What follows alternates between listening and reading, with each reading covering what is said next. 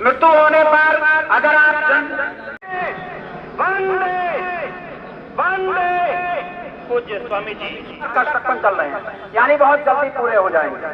जहां पूरे प्रदेश में हमारे मात्र 2 एक्सप्रेस वे हुआ करते थे, आज 4 कंप्लीट हैं, 7 पर काम चल रहा है और 7 लगभग इसी महीने मार्च के पहले कंप्लीट होने वाले हैं। बहुत सुंदर शब्दों में पूर्व किसान मोर्चा के अध्यक्ष हंसराज जी ने अपनी बात रखी और अब मैं चाहता हूं कुछ ही क्षणों में हमारे बीच आज के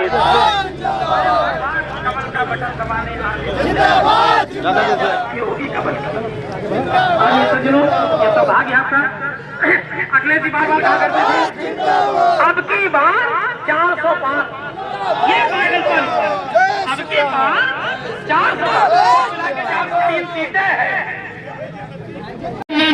गुड्डू सिंह परास, भारतीय जनता पार्टी, भारत माता की, भारत माता की। जिला पंचायत सदस्य आप माननीय विधायक जी का, पूर्व विधायक जी का, माननीय सांसद जी का बड़ी माला से स्वागत कर रहे हैं। बहुत बहुत धन्यवाद। भारत माता की, भारत माता की, भारत माता की।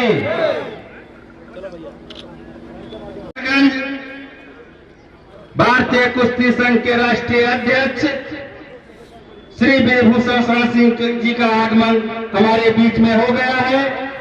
मैं इस सुभाष सेंटर कॉलेज की धरती पर यहाँ पर आए हुए सभी जनता जनार्दन की तरफ से आपका हार्दिक स्वागत करता हूँ, अभिनंदन करता हूँ और वंदन करता हूँ। और स्वागत के क्रम में डॉक्टर गुलाब राय शर्मा जी, पूर्व जिला पंचायत सदस्य, श्री तुलसी राम जी, पूर्व जिला पंचायत सदस्य, सुरेश सिंह प्रधान सुनौली, कृपया आते रहेंगे। सुरेश सिंह प्रधान सुनौली, मान सिंह पूर्व प्रधान उमरी, देशराज सिंह पूर्व प्रधान उमरी, आकाश सिंह जी प्रबंधक है सुभाष सेंटर कॉलेज के, आप भी माननीय सांसद जी का स्वागत करेंगे। श्री सहदेव सिंह प्रचार सुभाष सेंटर कॉलेज, अवनीश सिंह जी बड़े बाबू, प्रमोद सिंह बाबा सुनौली, लाल बहादुर सिंह जफरापुर, बापू सिंह प्रधान बरौली, कन्हैया लाल मिश्रा पूर्व प्रधान बरौली, राजेंद्र जी प्रधान बरौली, अनिल पांडे प्रधान संघ के जो अध्यक्ष हैं, आप भी आए माननीय सांसद जी का माल्यार्पण करके स्वागत करें। हीरा सिंह मधुर जी, गनी मोहम्मद प्रधान जफरापुर, लल्लन सिंह पकवान गांव, तेजवी नारायण शुक्ला जी, सूर्य प्रकाश सिंह मंडल अध्यक्ष अंदही, कृष्ण सिंह मंडल अध्यक्ष बेलसर, श्री नारायण पांडे जी कनबगंज, अनिल सिंह अंदही, अशोक सिंह जी पूर्व जिला मंत्री, आदरणीय तिवारी जी, सम्मानित मंच और हमारे सामने बैठे परम सम्मानित श्रेष्ठ सभी कार्यकर्ता बंधुओं, मैं आपका स्वागत करता हूं, अभिनंदन करता हूं, वंदन करता हूं और आपसे अपील करता हूं, निवेदन करता हूं, प्रार्थना करता हूं कि अपने राष्ट्र के लिए, अपने प्रदेश के उत्थान के लिए, अपने क्षेत्र के विकास के लिए, आदरणीय योगी जी, मोदी जी के लिए और मेरे लिए अपना अमूल्य आशीर्वाद आने वाले 27 तारीख को कमल का बटन दबाकर प्रदान करने की कृपा करें। मैं आपका चरण छूकर प्रणाम करता हूं, अभिनंदन करता हूं, वंदन करता हूं और प्रणाम करते हुए अपनी बात समाप्त करता हूं। बहुत बहुत धन्यवाद माननीय विधायक हीरा सिंह मधुर के चंद लाइनों के साथ मैं अपने माननीय सांसद जी को आमंत्रित करूंगा। नेता बहुत लेकिन दर्द न समझे गोंडा का, समझिए यही है कि भाग्य का ही फेर गोंडा का। जिला जब लुटता है, पिसता है, इसका होता है शोषण, इसे महसूस करते आप, सुनते तेर गोंडा का। सियासत कटीली चुभती है जब गोंडा के लोगों को हटाते आप, कांटों से भरा झर बेर गोंडा का, कोई कहता इन्हें नेता, कोई कहता इन्हें ब्रिजभूषण, लेकिन मैं कह रहा हूं ये जुझारू शेर गोंडा का, ये जुझारू शेर गोंडा का। माननीय सांसद जी, हमारे मंच पर मौजूद भारतीय जनता पार्टी के पूर्व जिलाध्यक्ष भाई अकबर बहादुर तिवारी जी, जिनके देख रेख में ये मीटिंग चल रही है, ऐसे हमारे इस क्षेत्र के ब्लॉक प्रमुख भाई कुट्टू सिंह जी और भाई मंजू सिंह जी, अजीत प्रताप सिंह जी और बहुत हमारे मंच पर जिला पंचायत सदस्य तमाम लोग बैठे हैं। और मैं समय अभाव में सबका नाम नहीं ले पा रहा हूँ, क्षमा चाहता हूँ, सबको पहचानता हूँ, जानता हूँ, और सबका नाम बहुत विधिवत जो है लिया जा चुका है। हमारे सामने बैठे हुए, मंच पर बैठे हुए और हमारे सामने बैठे हुए सभी सम्मानित, कुछ बुजुर्ग हैं, कुछ ब्राह्मण देवता लोग हैं, कुछ छोटे भाई हैं, कुछ बड़े भाई हैं, सबको मैं प्रणाम करता हूँ। मंच पर बैठे हुए सबको और मंच पर भाइयों, घूम के जाएगा, आप जानते हैं लेकिन फिर भी बताते हैं, हमारे देश में लोकतंत्र है। लोकतंत्र यानी जनता का राज्य। ये कहां से शुरू होता है? आजादी मिलने के बाद। आजादी मिलने के बाद, आजादी के पहले अंग्रेजों का शासन था। अंग्रेजों के समय देश का कामकाज कुछ दूसरे प्रकार से चलता था। मुगलों के समय भी कुछ दूसरे प्रकार से ही चलता था। और जिस दिन हमारा देश आजाद हुआ उस दिन भी 565 छोटे बड़े राजा थे। तो हमारे देश के नेताओं ने चिंतन किया, बैठा आपस में जैसे आज हम बैठे हैं, कि इस देश की व्यवस्था को कैसे चलाया जाए। क्योंकि अंग्रेजों का अलग तरीका था, मुगलों का अलग तरीका था, राजाओं महाराजाओं का अलग तरीका होता है। और तमाम सोच विचार के बाद यह फैसला लिया गया कि हमारे देश में जनता का राज्य होगा, लोकतंत्र। इसका नाम दिया गया लोकतंत्र, जनता का राज्य। और जनता अपने गांव के कामकाज के लिए प्रधान चुनेगी, प्रदेश के कामकाज के लिए जनता अपने क्षेत्र से एक विधायक चुनेगी, देश के कामकाज के लिए जनता अपने क्षेत्र से एक लोकसभा सदस्य चुनेगी। और विधायक मुख्यमंत्री चुनेगा, सांसद प्रधानमंत्री चुनेगा, और विधायक और सांसद मिलकर के राष्ट्रपति चुनेंगे। और कितने दिन के लिए चुने जाएंगे? 5 साल के लिए, बस 5 साल के लिए। और 5 साल के बाद ये चुने हुए लोग फिर जनता के पास आएंगे और यही प्रक्रिया फिर प्रारंभ होगी। और मेरे संविधान की एक विशेषता है कि जब हमारा देश आजाद हुआ तो सबसे पहला विशेषता यह हुआ कि लोकतंत्र होगा। और इसीलिए डॉक्टर लोहिया ने कहा था कि हिंदुस्तान के अंदर राजा अब किसी रानी के पेट से नहीं पैदा होगा, राजा जनता के वोट से पैदा होगा, किसी रानी के वोट से नहीं पैदा होगा। तो उसी दिन से हम इस प्रक्रिया का अनुपालन कर रहे हैं, फॉलो कर रहे हैं। और भाइयों, आजादी के समय मैंने कहा 565 छोटे बड़े राजा थे। आप सब जानते हैं, कुछ खुशी खुशी चले आए और कुछ को लाना पड़ा। जैसे जिन्ना नहीं, अहमदाबाद का नवाब, अहमदाबाद समझते कहाँ का चला? हैदराबाद, हैदराबाद, हाँ निजाम हैदराबाद। वो हमारे साथ मिलने के लिए तैयार नहीं था, वो कहता था पाकिस्तान में मिलेंगे। तब सरदार वल्लभ भाई पटेल जाकर के उसको सरेंडर करवाया।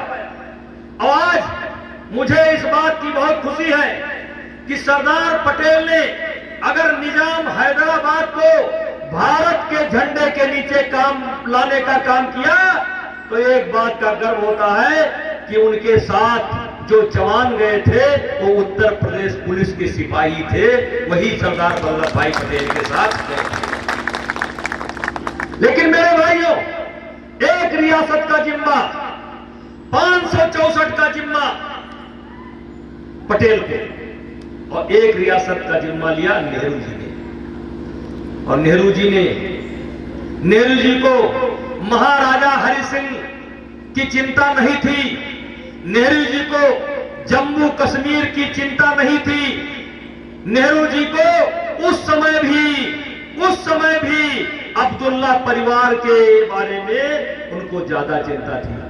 और इसलिए मेरे भाइयों, मैं कहना चाहता हूं कि तवारीख की नजरों ने वो दौर भी देखा है, तवारीख की नजरों ने वो दौर भी देखा है, लम्हों ने खता की है, सदियों ने सजा पाई है।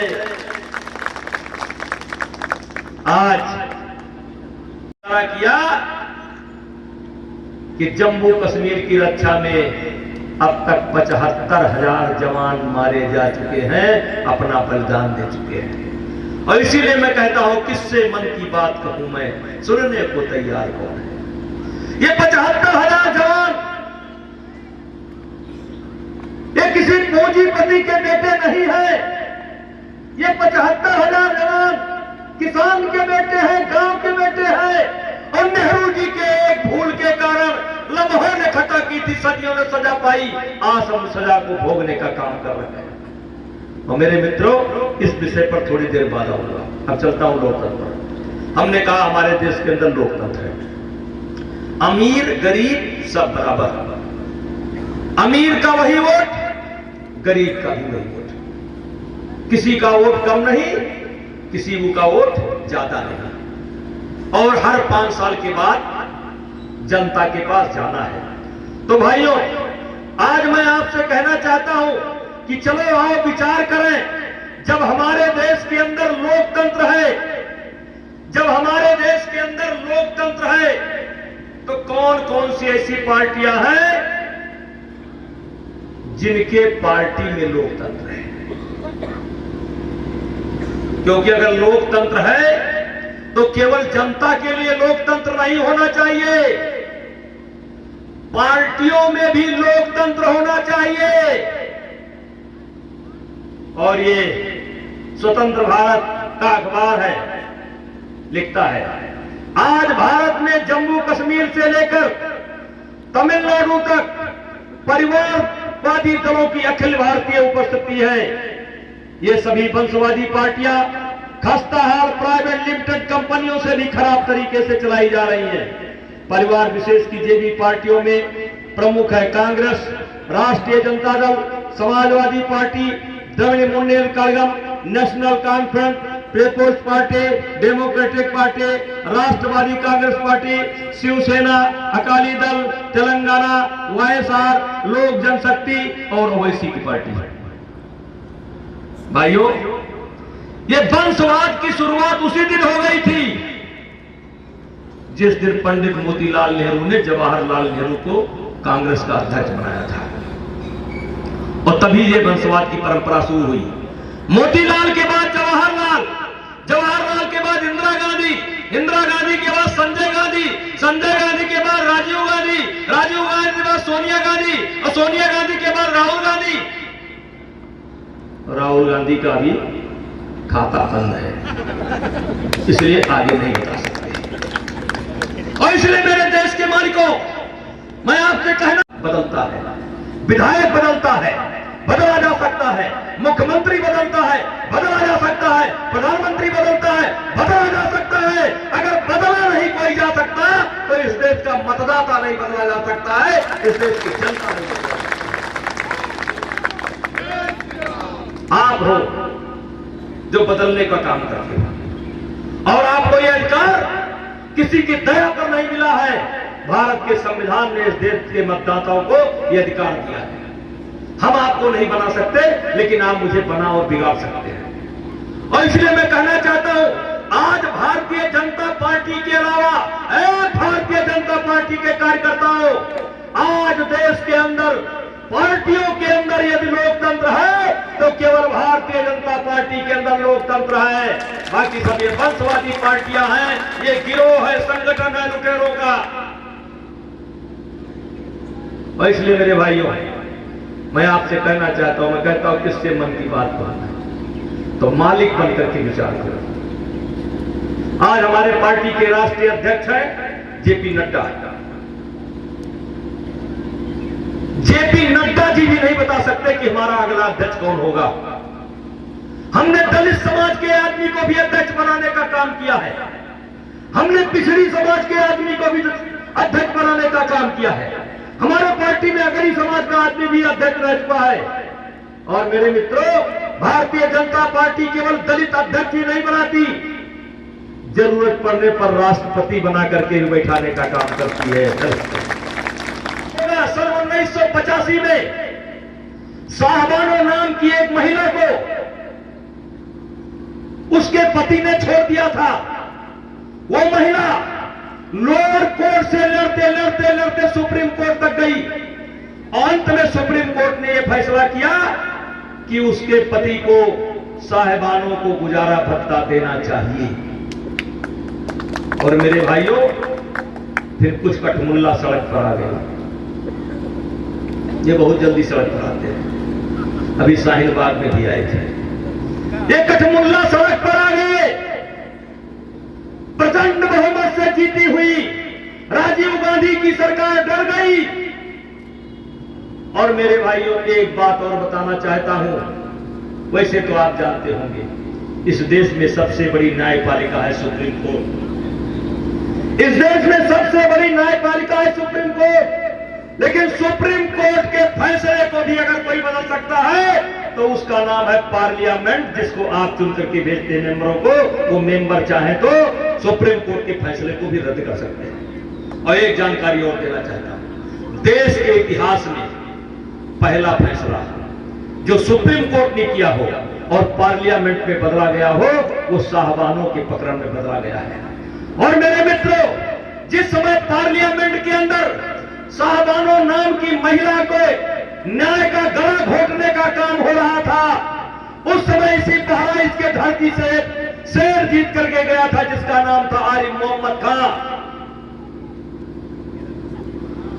और कांग्रेस पार्टी ने उसको निकाल दिया था क्योंकि उसने साहबानों के पक्ष में भाषण दिया था, साहबानों का पक्ष लिया था, न्याय का पक्ष लिया था कि उस महिला को अधिकार मिलना चाहिए, और राजीव गांधी ने उसको निकाल दिया था। मेरे भारतीय जनता पार्टी के कार्यकर्ताओं, हम केवल राष्ट्रपति नहीं बनाते, हम केवल अध्यक्ष नहीं बनाते। जिस आरिफ मोहम्मद खां को कांग्रेस ने निकाल करके राजनीति समाप्त कर दी थी, अभी हमारे मोदी जी ने उसको केरल का गवर्नर बना करके सम्मानित करने का काम किया है। इसलिए मेरे भाइयों, इस देश का मालिक कौन?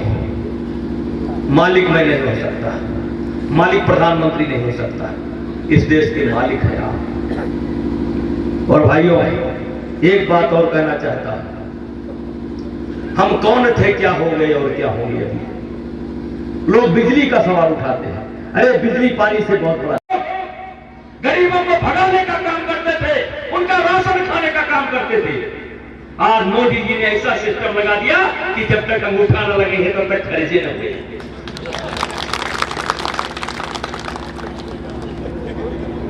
आवाज पहले मार मार कर भगा देते थे, आज दरवाजे दरवाजे जाते हैं, कहते हैं काकी 3 लाइन आए, खेते चले गए, वहां अंगूठा नहीं लगाओ, लगा दो। आज चिरौरी करता है, पहले भगावत रहे चिरौरी करता है। और उसके बाद जब काकी जाती गल्ला लिए तो कहता है अम्मा 3 दाई अंगूठा लगवाओगे, मिलू नहीं, मोटरसाइकिल गिरना बहुत तेल लग रहा मम्मा, बहुत खर्चा बढ़ा है, आधा किलो दही दियो। आधा किलो कमल ले लियो, अम्मा काटी जाओ नहीं जरूर।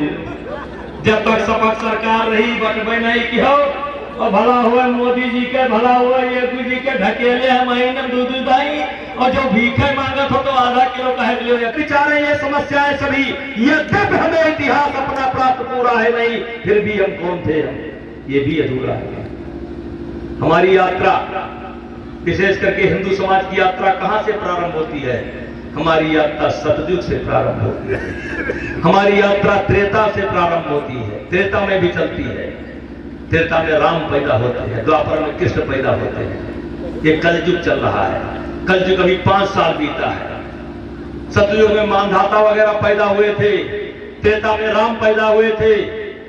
क्या कार्यकाल था? सतयुग 17 लाख कुछ वर्ष का था, सतयुग 17 लाख कुछ वर्ष का था, त्रेता 12 लाख कुछ वर्ष का था, द्वापर 8 लाख कुछ वर्ष का था, कलयुग 4 लाख कुछ वर्ष का है। आज 5000 साल केवल बीता है। हम कौन थे, क्या हो गए और क्या होंगे अभी? आओ मिलकर के विचारें ये समस्याएं सभी। हमारी यात्रा का प्रारंभ होता है, हमारा इतिहास है सतयुग, और सतयुग से लेकर के आज तक जुड़ा हुआ है। ऐ मेरे भाइयों, किससे मन की बात कहूं मैं, सुनने को तैयार कौन है? इस्लाम की स्थापना कब हुई? 1600 में, 6ठी शताब्दी में मोहम्मद साहब ने किया। ईश्वर एक है, धर्म कोई बुरा नहीं है, ईश्वर एक है, लेकिन बात धर्म का विरोध नहीं है। हम कहां से चले थे? सतयुग से। हमारे पास इतिहास कहां से है? चंद्रगुप्त कब आया था? इस्लाम 6ठी शताब्दी में आया था, और वो 300 के आसपास ईस्वी में आया था। इनसे 1000 साल पहले चंद्रगुप्त। मेरे भाइयों, मैं कहना चाहता हूं, हम कौन थे, क्या हो गए और क्या होंगे अभी? आओ मिलकर के विचारें ये समस्याएं सभी। एक समय ऐसा था जब अखंड भारत हुआ करता था। दुनिया का 1/3 हिस्सा, 1/3 भाग अखंड भारत के नाम से जाना जाता था। यूनान वगैरह सब इसी में देश में आते थे। लेकिन मेरे भाइयों, हम कौन थे, क्या हो गए और क्या होंगे अभी? सतयुग से चले थे, कलयुग में पहुंचे, अब हिंदुस्तान में सिमट करके रह गए। और जो 6ठी शताब्दी में चले थे, दुनिया में आज उनके 57 देश है। 57 आपका कोई भी नहीं। नेपाल बगल में था, चीन खा गया। किससे मन की बात कहूं मैं, सुनने को तैयार कौन है? फुर्सत किसको कितनी है? आजाद हुए कितना वर्ष हुआ? 75। अब 75वें वर्ष में सब भूल गए। अंग्रेज भूल गए, भगत सिंह भूल गए, सुभाष चंद्र भूल गए, झांसी रानी भूल गई, मुगलों से के समय में राणा प्रताप भूल गए, राणा सांगा भूल गए, पृथ्वीराज भूल गए, गौरी का अत्याचार भूल गए, गजनी का अत्याचार भूल गए, सोमनाथ का मंदिर टूटा भूल गए, मीर बाकी ने राम जन्मभूमि तोड़ा भूल गए, सैयद सलार मसूर गाजी बहराइच तक चढ़ाया भूल गए। किससे मन की बात कहूं मैं, सुनने को तैयार हूं। फुर्सत किसको कितनी है? लगे हुए सब अपने अपने, सबको अपनी अपनी।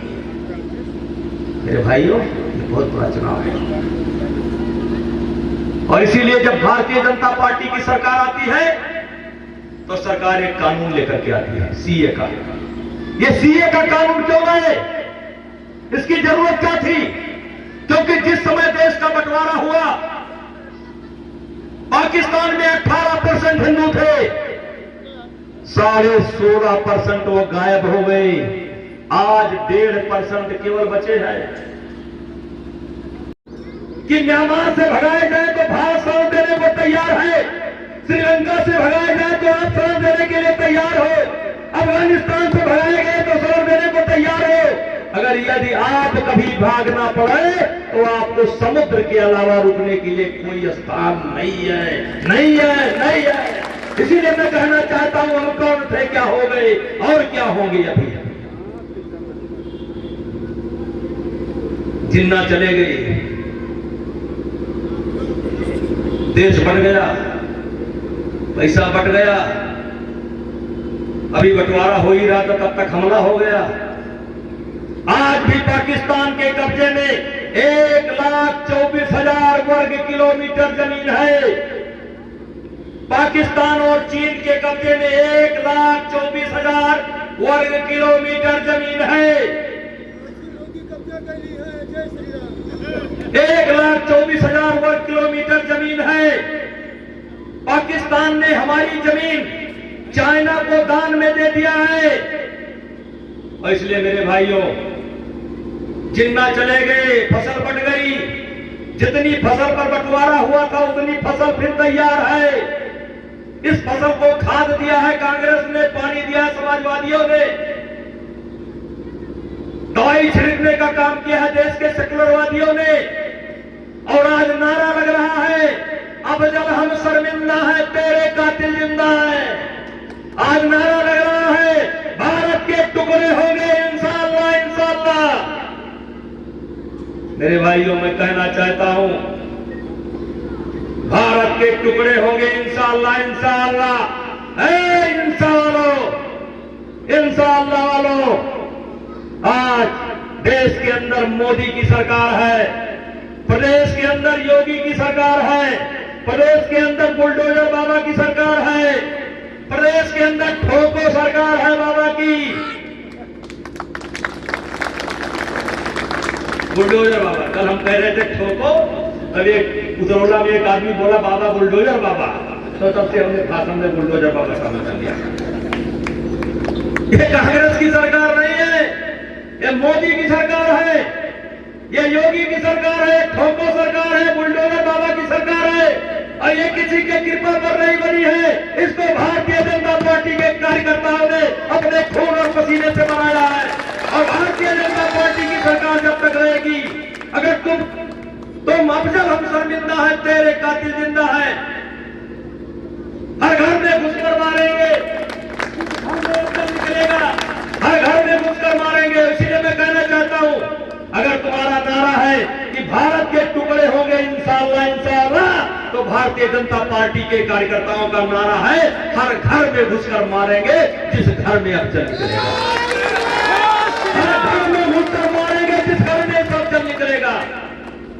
और इसीलिए मेरे भाइयों, मैं कहता हूं कि चुनाव बिजली, पानी, खाद, पानी सबसे बड़ा है। अगर काम के बारे में देखा जाए तो जहां भी आपकी नजर जाती हो, जिस क्षेत्र पर भी जाती हो, गांव में कितने शौचालय थे, आज कितना है, कितना बिजली आती थी, आज कितना है, कैसी सड़कें थी ये बताओ। नवाबगंज या तरफगंज थाने से कैसी सड़क थी, आज बन रही है। गोंडा शहर कैसा है, इसकी हम तुलना नहीं करते, कोई नहीं कर सकता। लेकिन आपसे एक विनती है, और यही विनती करने के लिए आया है। याद करिए मनमोहन सिंह का बयान, क्या कहा था मनमोहन सिंह ने? मनमोहन सिंह ने कहा था, इस देश के संसाधन पर पहला हक मुसलमान का। उन्होंने कहा था, इस देश के संसाधन पर पहला हक मुसलमान का है, और हमने करके दिखा दिया, इस देश के संसाधन पर पहला हक गरीब का है। गरीब मुसलमान का भी है और गरीब हिंदू का भी। सबका साथ, सबका विकास, सबका विश्वास। गरीब है तो उसे मिलना चाहिए। और मैं ये जो गोंडा के मुसलमान हैं, इनको मुसलमान नहीं मानता है, ये ईरान से नहीं आए।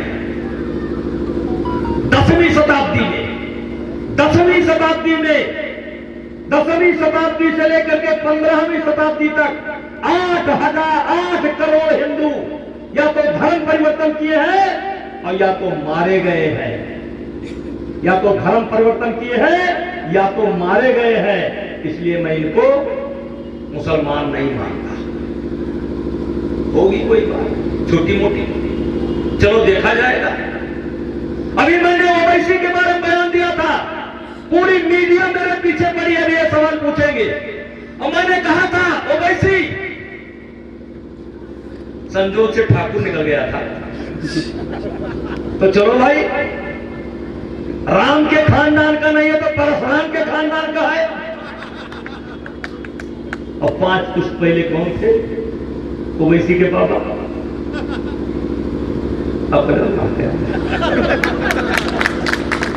अप्रैल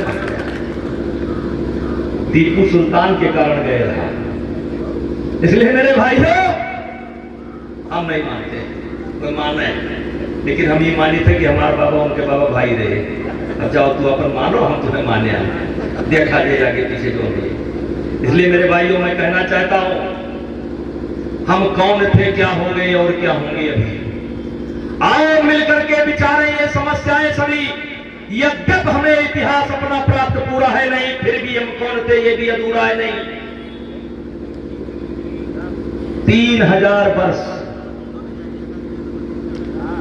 भारत के ऊपर किसी न किसी रूप में संकट रहा है।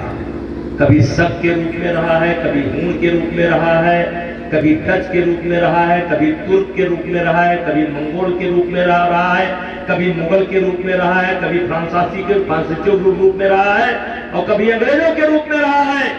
और मेरे भाइयों, अमेरिको, आजादी के बाद ये संकट समाप्त हो जाता तो आज ये माहौल नहीं होता। आजादी के बाद भी संकट चलता रहा, एक को दबाया गया, एक को उठाया गया। तुष्टीकरण की राजनीति 2014 तक चलती रही। इसीलिए मनमोहन सिंह बयान देते हैं, तुष्टीकरण की राजनीति 2014 तक चलती रही। और इसलिए मेरे भाइयों, दिमाग को पीछे ले जाना, मत्स्य पुराण पढ़ लेना, भागवत पढ़ लेना, और पुराने ग्रंथ वेद पढ़ लेना, और जाकर के देखना 3000 आजादी के पहले और 67 इधर, 3067 बाद, 3067 वर्ष के बाद यदि आप चैन की बंसी बजा रहे हो तो मोदी जी के आने के बाद बजा रहे हो, मोदी जी के आने के बाद बजा रहे हो। भाई तो पहले बसपा में है। अच्छा हाँ, बसपा खत्म हो गई पूरी, अब सपा चला गया, सपा खत्म हो गई। जहां जहां चरण धरा है हनुमंता सो चलियो पाताल चौबे जी क्या है, बेचारे बहुत परेशान है। शिव संकल्प की मनमाही, यह तक सती भेंट शिव संकल्प की मनमाही, शिव तल सती भेंट बनाही। ओहो, जिंदगी बीत गई बेचारे, सब खत्म हो जाएगी, बचे न है चुनाव के बाद कुछ। जहां जहां गए बेचारे, अतरा बढ़िया है उनके बीच, जाते नाश हो जाते। अरे तो बड़ा अच्छा भागलम चला गया, अरे तो भाजपा हो गई है, भाजपा बचेगा। चलो कोनो बात नहीं। और इसीलिए भाइयों मैं हाथ जोड़ करके विनती करता हूं, विशेष करके ठाकुर और बाबा, ये जो जागरूक जाति, हमें ठाकुर और बाबा से नहीं कह रहा, ये जागरूक लोग हैं। हमारा दुर्भाग्य है या हमारा सौभाग्य है, भंडारा में 2 सब्जी बहुत जरूरी है, एक आलू पे एक कोहड़ा पे। ये आलू सब्जी भंडारा में बहुत जरूरी है, कोहड़ा सब्जी बहुत जरूरी है। और ये बाबा ठाकुर हो, ये आलू और कोहड़ा, ये हर पार्टी मिली है, जब तक ये न जाइए पार्टी ये आलू कोहड़ा, आलू कोहड़ा, चाहे जितना जोर लगाओ, चाहे जितना मदद करो, यदि समाजवादी पार्टी जीती तो आलू और कोहड़ा का नाम नहीं लिया जाएगा, सलमान के सर पर सेहरा बनेगा, सलमान के सर पर, आपके सर पर नहीं बनेगा। इसलिए मेरे भाइयों, मंच पर बैठे हुए आगे पीछे बड़ी जिम्मेदारी दे दिया है अमित शाह जी ने, तो 27 विधानसभा में अब तक जा चुका हूं, 50 पर जाना है। इसीलिए मैं आपसे कहना चाहता हूं, हाथ जोड़ करके विनती करना चाहता हूं, मेरी एक बहुत इच्छा है कि ठोको बाबा की सरकार बने तो सबसे बड़ा योगदान देवी पाटन मंडल का हो, सबसे बड़ा योगदान देवी पाटन मंडल का हो। और इसीलिए कहना चाहता हूं, अरे प्रेम नारायण जीत करके जाएंगे तो ठोको बाबा की सरकार बनाएंगे,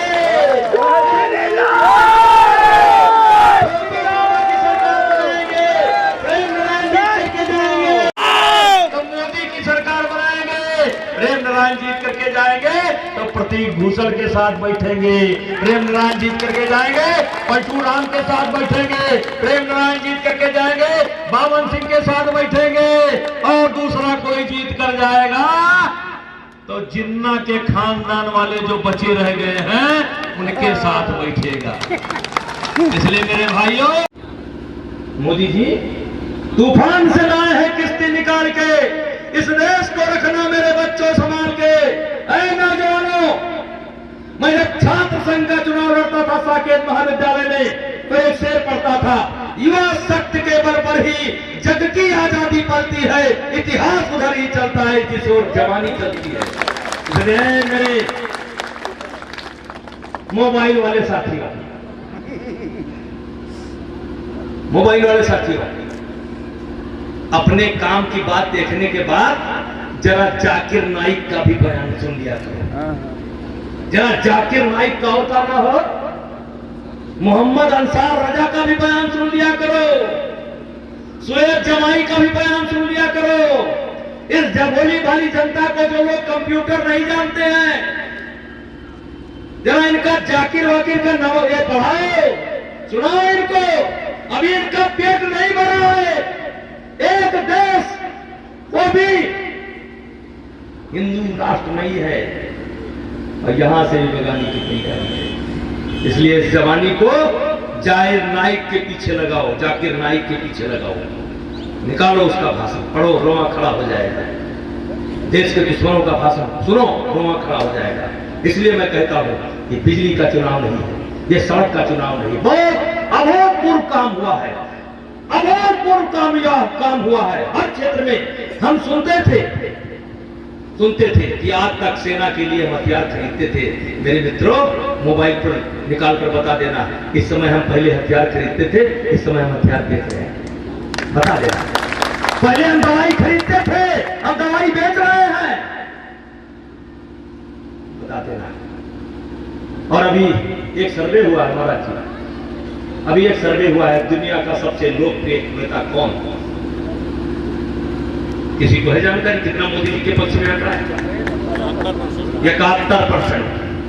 71% किसने दिया? दुनिया वालों ने। कौन देश? भिखारी देश, कमजोर देश। अरे ये कहां से बने? आपके बदौलत बने हैं। आज 71% लोकप्रियता है पूरी दुनिया में।